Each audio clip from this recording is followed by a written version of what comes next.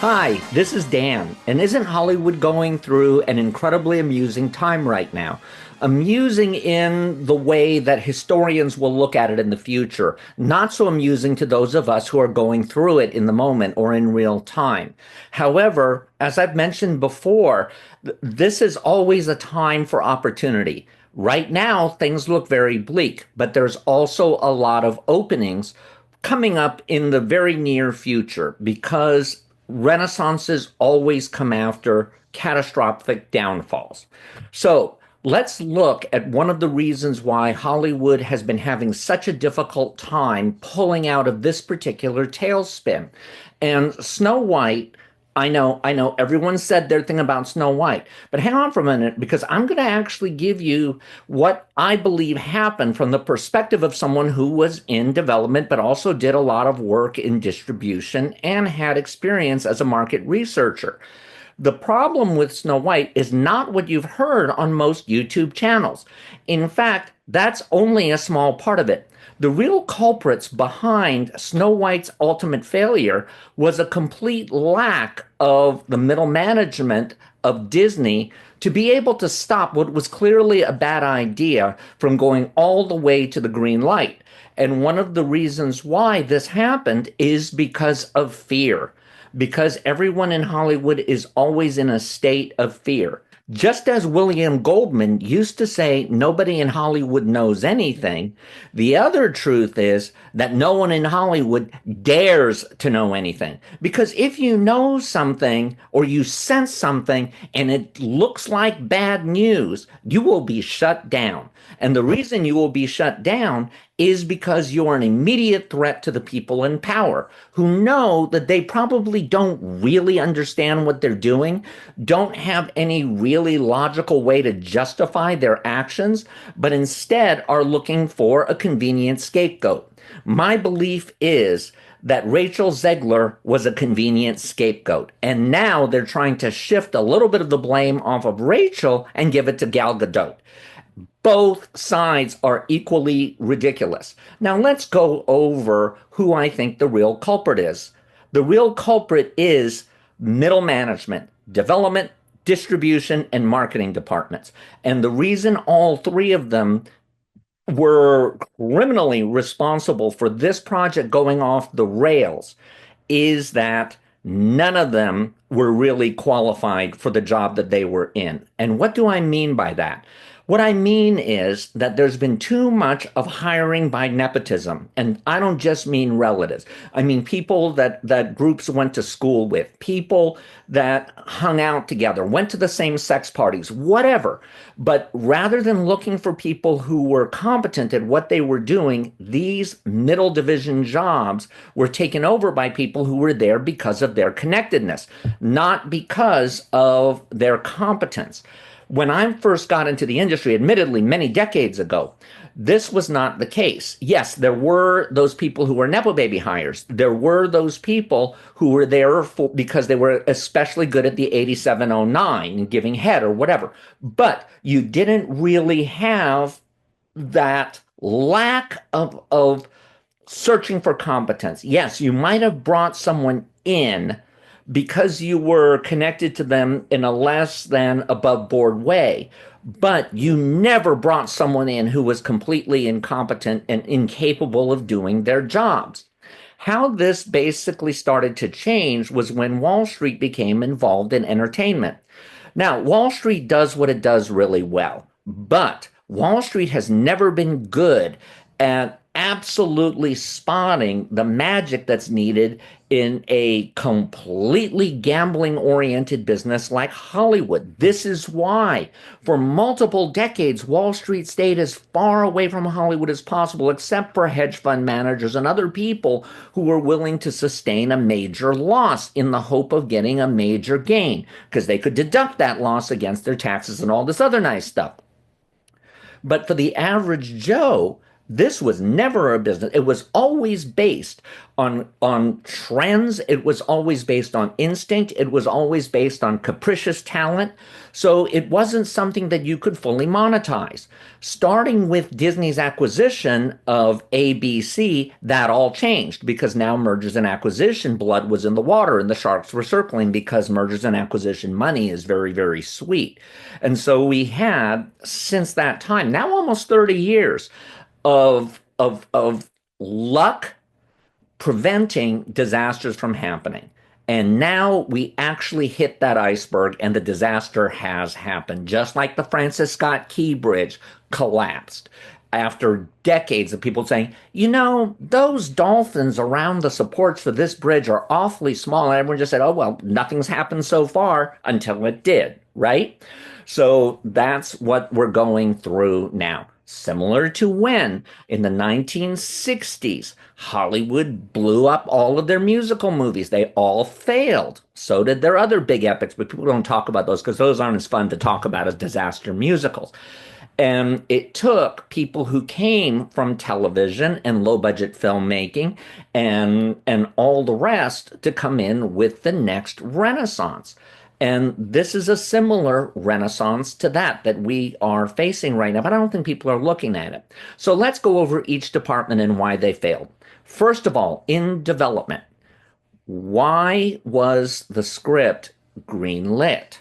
Now, part of the reason was because Greta Gerwig was one of the attached writers, and Greta Gerwig had been a rising star. And this was greenlit before Barbie was released. So can't blame uh, over enthusiastic Barbie reaction for this. No, she was brought in, and her job was to create a new Snow White that would undermine the original Snow White, because that was considered very passe and very 1930s and very classical Hollywood embarrassment. And you might say, yeah, but it's one of Disney's classics. That doesn't matter to new development people. I've seen so many, in my own experience, so many stupid decisions being made because of ego and because an executive doesn't like something, and they feel that they can do something cooler, even if that thing is bringing them money. But this is how the town often works. So what happened with development is you had names, so no one was going to criticize the way it was going. Plus, because of the Hollywood bubble, there was no one who dared say, you know what, this is not a good idea because we might alienate our fans. The excuse that was very popular at that time, well, they're just a bunch of chuds and we don't care about them. There's nothing wrong with that feeling, by the way. Let me make that clear. If you're making a low budget indie movie and you want to shock audiences and make a name for yourself by being transgressive and ahead of the curve, of course you do that. You just don't do it when you have $250 million at your disposal, because now you're going to be responsible for tanking a lot of money.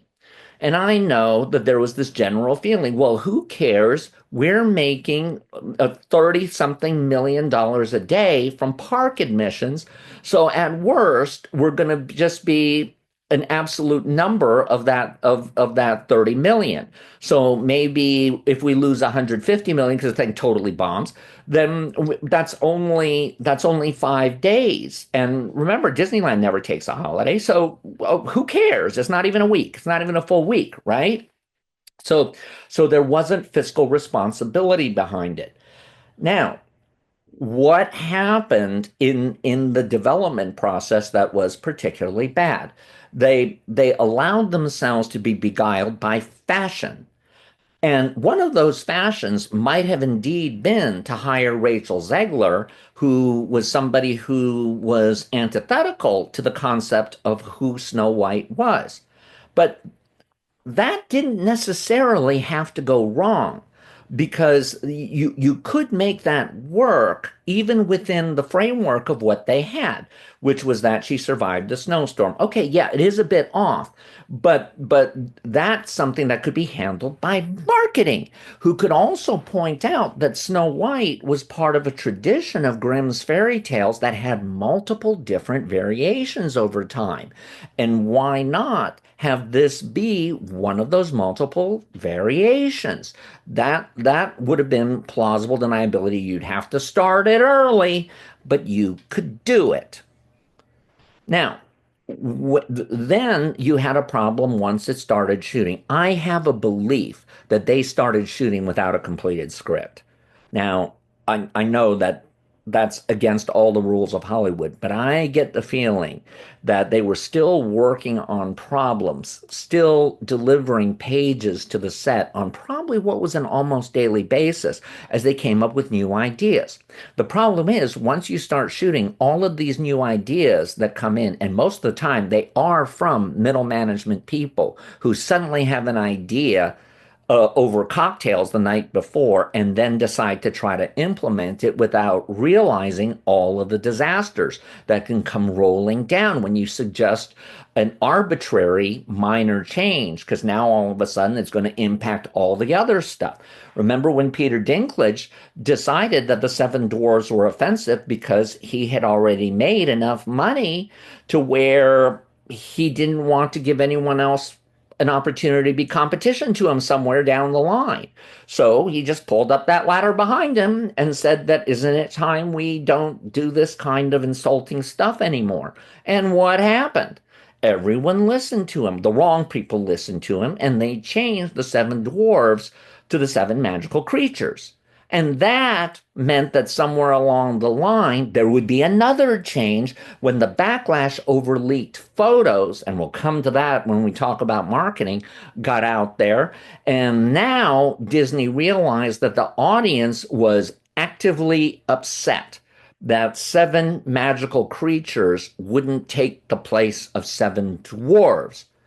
But they'd already shot a big chunk of the movie. And remember what I said about sometimes you make an arbitrary decision and now all of a sudden you have huge consequences that come from it. If you're a development exec, you're supposed to spot this stuff, by the way. You're supposed to tell your bosses, do we really want to do this? Here's where I feel that could be a challenge. You put it in writing. And then when the boss says, no, I think we should do it anyway, you won't be fired for not mentioning it. Well, you might be fired before that because you have a bad attitude, but you at least have it in on record that somebody said, let's put a break on this. So then they decided to add the seven dwarves back, but they didn't want to reshoot all those scenes. So therefore they decided to CGI those dwarfs as if that wouldn't have its own form of backlash over now having seven animated dwarves that looked fakakta, who also meant that seven smaller actors wouldn't get a job. Okay, that's a big loss right there. And now you have another problem. Now you have two sets of seven characters. You got the seven dwarves and you got the seven magical people. So that means that one of those groups is probably going to get shut out of the story at some point. And because they had to come up with a reason for Snow White to be able to be woken up by the prince with a kiss, but now he's a vagabond. Oh, well, we're just going to have the dwarves stand around and do Jack while the seven other people are doing an action. Can we say you've now split the drama between 14 characters? That's an awful lot of people to go out there. So, so all in all, the fact that they didn't have a script that everyone was really firm on, and that everyone was on the vision page, and that everyone had said, okay, we're going to bring in potentially the wrong lead. I mean, they could have come up with something else since you have these magical creature vagabonds running around. Maybe she was a foundling who was brought in. Who cares? But there could have been a number of ways to make Rachel Zegler work. Let's be real, okay? So that was development. How about distribution? Okay.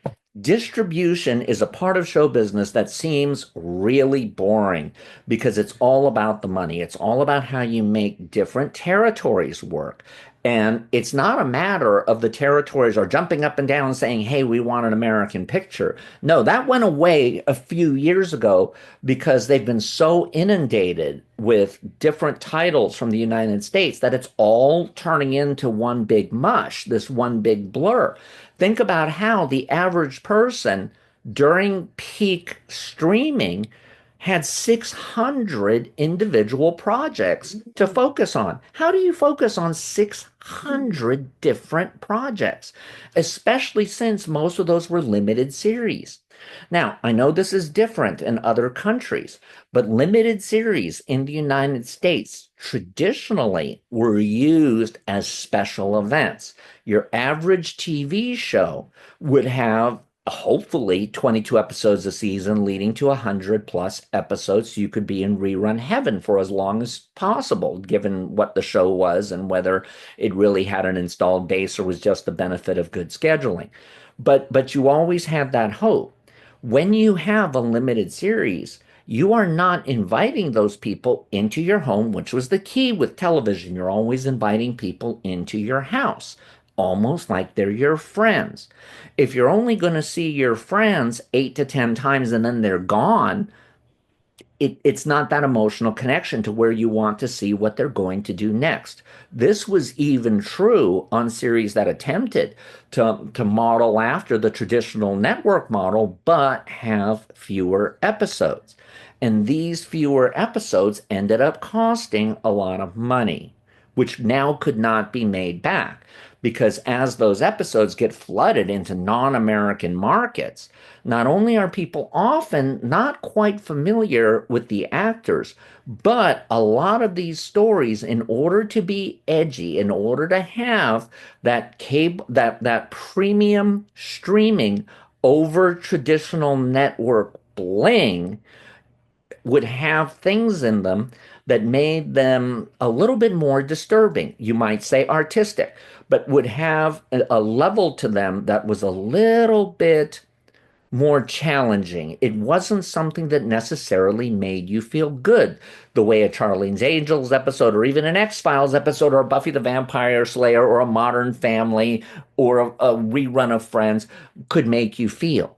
So you're now having people feel less than happy as they're watching the show. And now you're putting it in a foreign territory, more likely than not dubbed, more likely than not filled with all sorts of America specific ideas. They're not overt. I'm not talking about a scene where someone sits there and talks about racism in the United States and just goes on and on and on about it, where someone in Germany is saying, okay, enough. You just have cultural assumptions within it that other people are looking at and they can't quite grasp.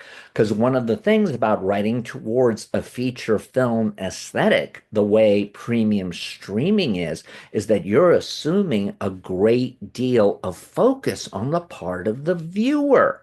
Whereas most viewers are looking at TV or listening to it. Very seldom are they doing both at the same time.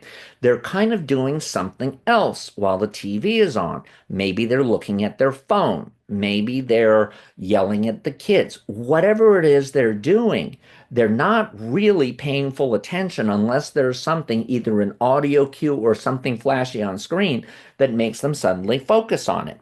So if you're having a lot of the content be very subtle and be something that an American would get because you've got a top American showrunner on it, so they're going to use subtlety rather than overtness, or rather than the kind of broad types of characters that usually dominated television.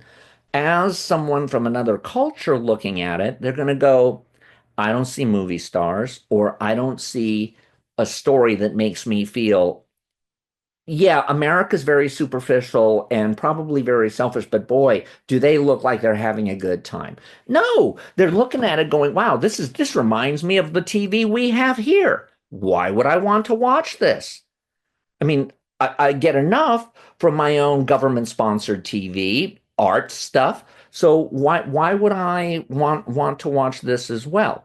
Now, with Snow White, you had another problem. Snow White is based on a German folk tale by the Brothers Grimm, which is very much a part of Germanic culture. And it's not just the story, it's not just the one-liner. It's what goes behind it, the cultural criticism that's embedded in those stories, the warnings that were given to kids, the other oblique messages that are there that represent the culture of the Schwarzwald of that period. Remember, the Grimms, when they were writing these stories, were doing it as linguists. So they were looking at how the same story would change in different areas and the language differences that were used to express this story, and were there any relations to the way that part of Germany or Austria was, part Prussian Empire, relative to the rest of it. So it was kind of a surprise that it became a favorite of younger people, which is why the Grimms for the second edition went back and really cleaned it up, because the original stories were outrageously anti-Semitic. About a third of the stories had a Jewish villain of some sort. Worse, you had a lot of incestuous stories where you had a king lose his wife and he becomes obsessed with marrying his daughter. And over the course of the story, she tries to escape from him, and at the end, he wins. This is an awful lot of the Grimm's fairy tales, by the way. They're not usually published in the children's collections, but if you ever read one of the bigger collections, especially the ones that are based on the first volumes, you'll see there's a lot of really shocking stuff in there that you go, there's no way I'm going to read this to my kids. And yes, Disney did clean a lot of this stuff up, which is one of the reasons why people would look at a lot of the Disney adaptations and saying, okay, this is really beautiful, it's really nicely done, but it kind of misses the point of the original story, especially something like Little Mermaid. Totally an opposite meaning from the original tale, which is, of course, don't give up who you are for love, because love will let you down. Remember at the end of The Little Mermaid, she throws herself in the water and dissolves, but because she was partially human, she now has a soul, so she can go up to heaven. Really different. And so now you're imposing very American social fashions on that story. And then you're imposing very American fixes to problems that don't take into consideration the fact that this story is going to have to play in Europe, where it's going to now come across as an affront. So this is another area where Snow White was failed by middle management, because while they were coming up with these changes, there should have been a talk between development and distribution to say, is this going to fly? And no, doing an extra $500,000 worth of advertising is not the solution. You gotta you gotta be aware of all of these things. That's why theoretically people in show business get paid so much money, because you have to juggle so many conflicting interests at the same time. And the more expensive it gets, the more challenging it gets. Now, how about Asia then? Well, first of all, Asia is already very suspicious of the US because of how we completely mutilated Mulan while shooting it in China. Come on, guys. And reworking an original. Come on. How insulting do you think you can be to think, oh well, we have a 100-year-old film culture, and screw your 2,000, 3,000-year-old legend. It doesn't conform to what our market demands. It's okay. You're getting money from China because this movie's supposed to work in China, and it doesn't. And that kind of ends China's distribution. It would have ended anyway, by the way. But this gave them an easy out. So now, so Asian children's stories have a very different motto to them. Asian stories don't follow the same kind of lesson telling and warnings because their cultural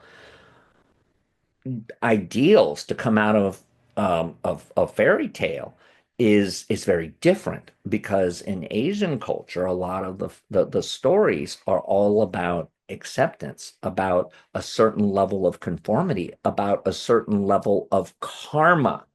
And all of that fits in. That's why you can have a story like Hanasaka Jiji or Urashima Taro, which to Western readers, when they're telling them to their kids, if they want their kids to experience Asian culture, are like, I don't know how to explain this story. It's really dour. And the ending of it comes from nowhere. And it seems like our hero is being punished for merely wanting to see his grandparents. And no, it's because it's telling you, A, don't look back to the past. B, try to make the best of your present. C, if listen to what other people say. Don't only be single-minded, because you can get rid of all of the good you've done by being careless or being too willful. Again, not a positive Western message, but oh well, it's a different culture. It's not a monotheistic culture, it's a pantheistic culture. So you're not going to change that. So therefore, Snow White is already going to be at a disadvantage in Asia. And with this incorporating different elements of of someone becoming a leader without really earning it, all of this stuff goes against a lot of Asian mindset in storytelling. They don't mind it generally for most American movies because it's different. And American movies are much more high budget, and they're much more positive spinning in general than your average Japanese movie, which even if it's a happy ending, a lot of times you're going, well, it's not really all that happy, is it? Now, what about marketing? This is where I find what happened with the movie to be the most egregious. I fortunately was honored to be able to work at a market research company for a while, and while I was doing that, I learned the importance of the excellence and the definite recommends. I mean, I always knew them, but this solidified exactly how important those two things are. Very good is worthless. Probable recommend is worthless. It means watch it when it's streaming, watch it when you can see it for free. Don't spend your money. That's what that means. So you need the excellence and very goods to be higher than average. And clearly, they had to have been market testing this, and they had to have been doing reshoots, but these were based on panic when the actual answer at a certain point should have been stop spending money. We've effed this up. Cut your losses, release it the way it is.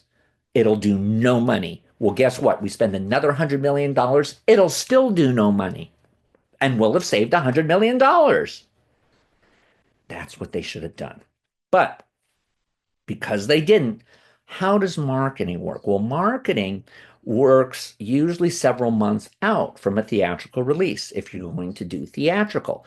And with Snow White, from the beginning, the marketing wasn't hitting with the public. And usually at that moment, you have panic meetings and you start retooling the ad campaigns. You start fixing all of the things in the trailer that you're getting a negative response on. And sometimes, again, you might just say, not worth it. We're not spending another dime on this. Throw it out there. And then you're not sacrificing other movies for it in the same way that in order to allow more time for the Marvels to be retooled, they sacrificed Haunted Mansion. And now you have two failures rather than just one, because Haunted Mansion wasn't a bad movie, but it arrived on a wave of silence because it didn't have the marketing buildup for its theatrical release. So with Snow White, there was certainly a lot of publicity, and a lot of the publicity was bad. Now everyone is jumping on Rachel Zegler and saying, well, she shot her mouth off and she was really anti the movie. She was really a negative force. And I'm not going to deny it. That's not her job. As the great Bernie Brillstein, who ran Brillstein Gray and then Paramount for a while, said, actors are morons. And so that means that you need to control their mouths. So that means that from the very beginning, you have somebody, especially with a younger performer, because they're not quite mature yet, especially if they were a prodigy. So you need to protect them from themselves. And so the fact that Rachel Zegler said what she said meant that their marketing department, their PR department dropped the ball. The first time she said something that was the slightest bit negative, instead of going with the lie that all publicity is good as long as they spell your name correctly, that was a nice fantasy. It's mostly not true. There's spectacular times when it is true, but most of the time it's not. So you don't want bad publicity. And yes, you're saying, "Oh, well, her quotes are going viral." But they're going viral for the wrong reason. And then people turned around and started attacking the fans. Didn't anyone learn anything from Star Wars or Marvel or Pixar that you go out and you attack an audience when you have a price project? You are going to lose money. Now, I know some of you are probably saying, well, what about Cynthia? Didn't she shoot her mouth off crazy like at in the post production phase of Wicked? Thank God that movie was so good. If that movie hadn't been as competent as it was, yes, her mouth would have killed it because she was adding things that were in absolute defiance of the fact that it was a best-selling book and a Broadway show for 20 years without being a metaphor for the Black American experience. So don't add it. And again, they should have quieted that down. But since the publisher itself on Wicked was willing to go out there and re-release the book with apparently no one at the publishing house knowing it was written for adults. All right. How did the people not even know their own book? Come on. So uh, Cynthia happened to have done a good job in the movie as well. I felt she was rather obvious, but I'm not going to knock that she did a good job, and especially when she was singing, she really delivered. Now Rachel Zegler delivered too, but if her publicity had been nipped in the bud and she had gone on not an apology tour, but she had been better schooled in explaining what the appeal of the story is, explaining why the writers involved with it had made the changes they made. I think you could have gotten way past the problem of her. Now, where the marketing department is screwing up yet again, and this I find unacceptable, especially coming from Hollywood, is that now they are trying to shift the blame to not only being Rachel Zegler, but Gal Gadot, and saying, well, her advocacy of Israel is the problem. And it's absolutely infuriating a lot of our potential viewers. Can I say that publicity movement that I think has been nipped in the bud at this point, I hope it has been, uh, is only confirming everyone thinking Hollywood's lost its mind. What are you doing? I mean, look at who the public is in general, not just the people who manage to get a lot of coverage in the press or a lot of views on their YouTube channel. Look at who the real audience is. There used to be a saying that you had to win the US in order to win the United States. It's great if you can get the coasts, but if you don't get the Midwest, you will not have something that works overall. And it remains as true today as it was 100 years ago. So, so this is why I say the real story behind why Snow White failed has very little to do with Rachel Zegler. It has everything to do that it was an ill-conceived project that kept getting worse rather than better as problems started to appear, and as each problem was addressed, it created collateral damage down the road. And then, while trying to save money in order to not reshoot certain scenes, they took a bad situation and made it worse. And more problematic than that, no one was concerned with the fact that you were coming up with a project that was going to be an affront to much of Europe and was going to be pretty much something that Asia wouldn't appreciate for what it was at its basis, especially because it didn't have that emotional romantic context to it. And then finally, when it was ready to be released, you had a whole host of bad decisions being made in marketing. That's the real problem. And people might say, well, it's all Bob Iger's fault. Yeah, it is ultimately. But the truth is this is endemic at every studio. What has happened is the C-suite is too busy trying to figure out how to keep the doors open. They don't have time to micromanage every single crazy disaster. They need to rely on a competent middle management, but a competent middle management that is obsessed with never straying from their little inside group of fabulously wealthy people who all think they're about to save the planet. You're gonna antagonize who you really need to get, which is your mainstream public, which includes the United States and the rest of the world. And until that middle management gets its act together, this is not a fixable problem. And unfortunately, people aren't looking at middle management. They are the deep state of the entertainment industry. These are people who are there because of friendships and relationships, and they are untouchable without having the true gusto to really do a good job.